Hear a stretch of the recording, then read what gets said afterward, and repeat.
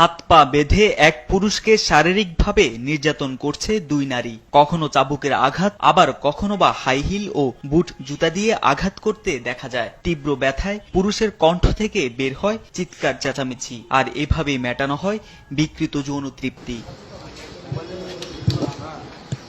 দীর্ঘদিন ধরেই রাজধানীর বসুন্ধরা আবাসিক এলাকার একটি বাসায় বিকৃত যৌনাচার চালিয়ে আসছে কয়েকজন নারী, যার ভিডিও ধারণ করে ছড়িয়ে দেন সামাজিক যোগাযোগ মাধ্যমেও। অবশেষে ছদ্মবেশে অভিযান চালিয়ে এই চক্রের দুই নারী সদস্যকে আটক করে ভাটারা থানা পুলিশ। বুধবার রাতে গোপন সংবাদের ভিত্তিতে বসুন্ধরা আবাসিক এলাকার জি ব্লকের একটি বাসা থেকে শিখা ও জারা নামে ওই দুই নারীকে আটক করা হয়। উদ্ধার করা হয় চাবুক, বিশেষ পোশাক সহ হাই হিল ও বুট জুতা। দীর্ঘদিন যাবৎ আমরা একটা শুনতে পাচ্ছি যে একটা বিকৃত যৌনাচারের একটা কার্যক্রম চলতেছে আমার এলাকায়। গোপন সংবাদের ভিত্তিতে উক্ত স্থানে যাই, যাওয়ার পরে গিয়ে আমরা ওইখানে গিয়ে ঘটনাস্থলে দুজন মেয়েকে পাই এবং তাদের সঙ্গে পরিধীয় কিছু বস্ত্রাদি পাই, যেটা ধরো দীর্ঘদিন যাবৎ বিকৃত যৌনাচার কার্যক্রম চালাচ্ছে এবং একটা চাবুকও ছিল।